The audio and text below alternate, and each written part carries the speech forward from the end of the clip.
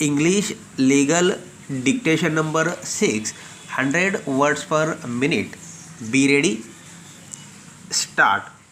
On a careful reading of the aforesaid paragraphs of the election petition contained in Annexure 1 of the writ petition, it is clear that election petition contains an adequate statement of all material facts on which the allegations of not only illegality in counting of votes were founded but specific allegations of manipulation and fraud played by returning officer while counting of votes were leveled with material particulars. Not only this, but the petitioner had also adduced voluminous evidence to support the allegations leveled in the election petition in respect of aforesaid illegalities and manipulations in counting of votes by returning himself in witness box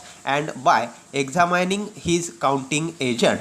The aforesaid version of election petition was also supported by other candidates by filing their affidavits before the election tribunal, which clearly established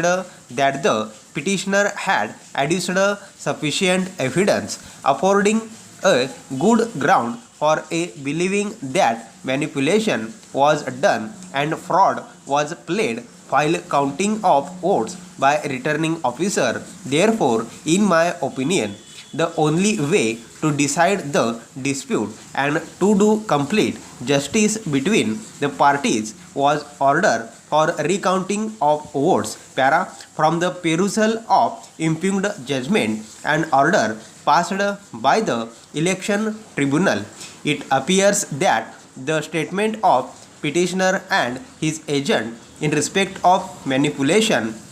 in counting of votes has been rejected without any cognate reason. It appears that while dealing with the issue, the election tribunal, under wrong notion of law, has illegally assumed that the petitioner was required to prove his allegations made in the election petition beyond reasonable doubt, whereas in view of legal position enunciated by Honorable Apex Court and this court from time to time, as indicated herein before, such standard of proof for inspection of ballot papers for the purpose of recounting of votes is not at all necessary. The election petitioner was required merely to adduce such evidence on the basis of which allegations could be prima facie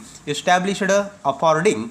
a good ground for believing that there has been mistake or illegality or manipulation in counting of votes, and further on the basis of such evidence court or tribunal trying the election petition could be prima facie satisfied for directing inspection of ballot papers or recounting of votes. A distinction between prima facie opinion and concluded opinion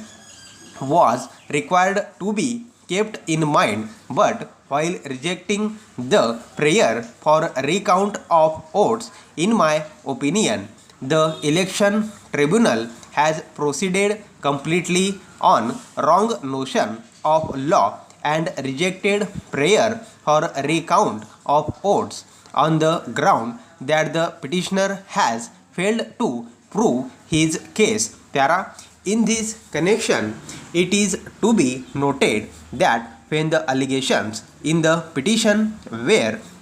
not vague or indefinite or frivolous, rather they were very specific in terms and supported by oral evidence adduced before the election tribunal in as much as affidavits of other candidates. There was sufficient material before the election tribunal affording good ground to believe that illegality or manipulation was done in counting. Stop.